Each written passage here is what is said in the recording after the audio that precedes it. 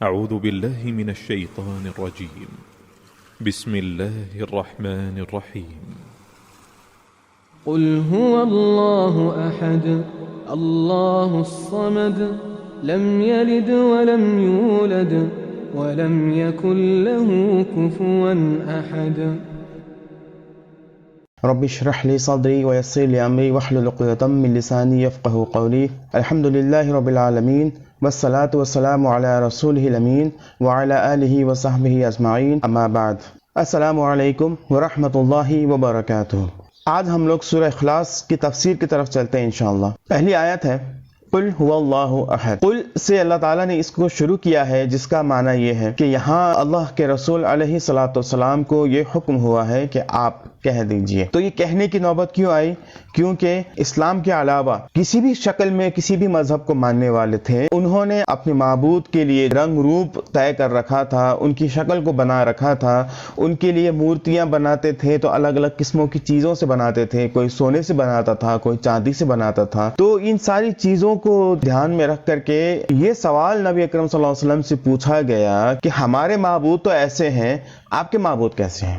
تو اس کا جواب نبی کریم صلی اللہ علیہ وسلم نے اس وقت نہیں دیا تھا. اور آپ صلی اللہ علیہ وسلم کے بارے میں یہ عام بات ہے کہ لا ينطق عن الهوى ان هو الا وحی یوحی. وہ ہوا میں بات نہیں کیا کرتے ہیں، جو من میں آیا وہ بات نہیں کیا کرتے ہیں. کسی بھی سوال کا جب جواب دینا ہوتا ہے تو نبی اکرم صلی اللہ علیہ وسلم اللہ کی طرف سے جب وحی آتا تب وہ دیا کرتے تھے اس کا جواب. تو یہ اسی بات کی طرف اشارہ ہے کہ نبی اکرم صلی اللہ علیہ وسلم نے خاموشی اختیار کیا، تو یعنی کہ وہ اللہ کے جواب کا انتظار کر رہے تھے. وہ چاہ رہے تھے کہ اللہ تعالیٰ اس کا جواب دے اور میں اس کا جواب ان لوگوں کو دوں. تو اللہ تعالیٰ نے یہ سورہ نازل کر دیا. کہا کہ اللہ کے رسول علیہ الصلوۃ والسلام کو کہا گیا قل، آپ کہیے، هو اللہ، وہ اللہ ہے، احد، وہ احد ہے، تن تنہا ہے.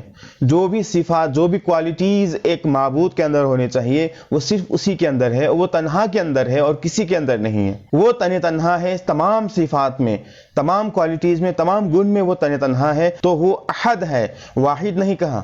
واحد بھی لفظ استعمال ہوتا ہے عربی کے اندر، واحد کا مطلب ہوتا ہے ایک، مگر اللہ تعالیٰ نے یہاں لفظ استعمال کیا ہے احد، کسی کے اندر نہیں ہے سوائے اللہ کے. یہ پہچان جب انسان کے اندر آ جائے تو انسان کبھی بھی اس چیز کو نہیں بھولتا کہ اس کی حیثیت کیا ہے اور اس پروردگار کی حیثیت کیا ہے. وہ کبھی بھی نہیں بھولتا اس چیز کو. اور یہ بہترین انداز ہے اللہ تعالیٰ کا بیان کرنے کا کہ احد، شروع میں ہی اللہ تعالیٰ نے فرما دیا کہ وہ اللہ ہے اور اللہ احد ہے. کہا اللہ الصمد، وہی لفظ اللہ پھر استعمال ہو رہا ہے. کہا کہ اللہ، اس کے بعد کہا گیا ہے الصمد. اور صمد بھی بہت گہرا معنی رکھتا ہے کہ وہ ہستی جس کے پاس ہم لوگ اپنی ضرورت کو پوری کرنے کے لیے جاتے ہیں، اس کو صمد کہا جاتا ہے. یعنی کہ اللہ تعالیٰ وہ ہستی ہے جس کے سامنے ہم اپنی ضرورتوں کو رکھتے ہیں. دوسرا معنی اس کا ڈکشنری میں یہ ہے کہ کسی کو خوش کرنا اپنا مقصد بنا لیا جائے. یہ بھی صمد کے معنی میں مانا جاتا ہے، یعنی کہ کسی کو خوش کرنا وہ ہمارا مقصد ہو، وہ اللہ تعالیٰ ہے، وہ صمد ہے. یعنی کہ اللہ تعالیٰ کو خوش کرنا ہمارا مقصد ہونا چاہیے. یہ اللہ تعالیٰ میسج ہم لوگ کو دے رہا ہے. اور تیسرا اس کا معنی نکلتا ہے وہ ہستی جس کو کسی کی ضرورت نہیں ہے اور اس کی ضرورت سب کو ہے. ہمیں زندہ رہنے کے لیے اللہ کی ضرورت ہے، مگر اللہ تعالیٰ کو زندہ رہنے کے لیے کسی چیز کی ضرورت نہیں ہے. تو اللہ تعالیٰ نے یہاں یہ بتا دیا کہ اللہ الصمد ہے. اگر تم اپنی حاجتوں کو، اپنی ضرورتوں کو کسی اور سے پورا کرا رہے ہو تو اس کی ضرورت نہیں ہے. اب آؤ لوٹ کر کے اللہ کے پاس. لم یلد ولم یولد. اور کافروں نے جو پوچھا تھا اس میں ایک بات یہ بھی تھی کہ اس کے ماں باپ کون ہیں اور اس کے بچے کون ہیں اور اس کی بیوی کون ہے. مگر اللہ تعالیٰ نے یہاں وہ ڈاؤٹ کلیئر کر دیا. اللہ تعالیٰ نے ماضی میں جواب دیا ہے کہ لم یلد، اس نے کسی کو پیدا نہیں کیا ہے. ولم یولد، اور نہ ہی اسے کسی نے پیدا کیا ہے. ایسا ہو بھی نہیں سکتا کہ کوئی دوسرا خدا پیدا ہو کر کے آ جائے. ولم یولد، اور اسے کسی نے پیدا نہیں کیا ہے. یہاں پیدا کرنا جو ہے ہمارے سینس کے حساب سے اگر لیں تو دیکھا جاتا ہے کہ جو جانور ہوتا ہے وہ اپنے جنس کو پیدا کرتا ہے، اپنے کائن کو پیدا کرتا ہے. اسی طریقے سے انسان کو پیدا کرتا ہے، جانور کو پیدا کرتا ہے، اور جانور میں بھی کتا کتے کو پیدا کرتا ہے، بلی کو پیدا کرتی ہے. تو اگر اللہ نے کسی کو پیدا کیا ہوتا نعوذ باللہ تو وہ بھی خدا ہوتا.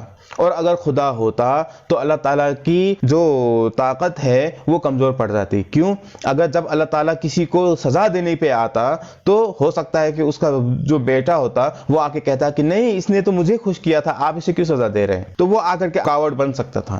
مگر اللہ تعالیٰ نے بالکل صاف کر دیا اس چیز کو کہ میری کمزوری کوئی نہیں ہے، کوئی میری کمزوری نہیں ہے، میں کسی بھی لحاظ سے کمزور نہیں ہوں. اللہ تعالیٰ کا کوئی بچہ نہیں ہے، اللہ تعالیٰ کی کوئی اولاد نہیں ہے. اس کا مطلب یہ ہے کہ لم یلد ولم یولد کا مطلب یہ ہے کہ اللہ تعالیٰ کسی بھی لحاظ سے کمزور نہیں ہے.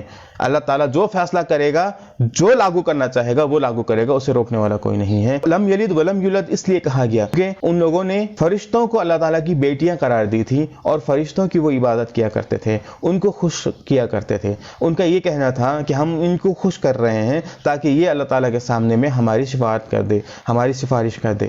تو اس سوچ کو کاٹا ہے. ذریعہ کی ضرورت ہی نہیں ہے. جب اللہ تعالیٰ خود اپنے بندے سے اتنی محبت کرتا ہے تو ذریعہ کیوں لیا جائے، کیوں کسی ذریعے کا استعمال کیا جائے.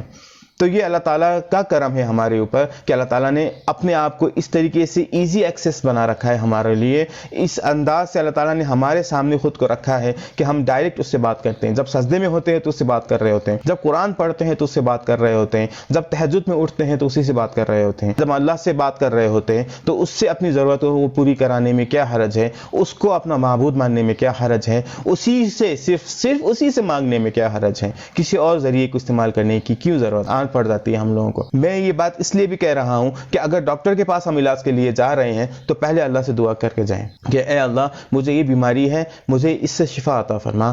کوئی بھی دوا کھانی ہو تو پہلے اللہ تعالیٰ سے دعا مانگیں، تب اس کے بعد دوائی کھائیں. وَلَمْ يَكُنْ لَهُ كُفُوًا أَحَدٌ، اس جیسا تو کوئی ہے ہی نہیں. اگر ہم یہ سوچنا چاہیں کہ اللہ کا ہاتھ کیسا ہے تو ہم نہیں سوچ سکتے کیونکہ اس جیسا کوئی نہیں ہے. اگر ہم یہ سوچنا چاہیں کہ اللہ کا پاؤں کیسا ہے تو ہم نہیں سوچ سکتے، اس جیسا کوئی نہیں ہے. اگر ہم یہ سوچنا چاہیں کہ اللہ تعالیٰ کا چہرہ کیسا ہے تو ہم نہیں سوچ سکتے، اس جیسا کوئی نہیں ہے.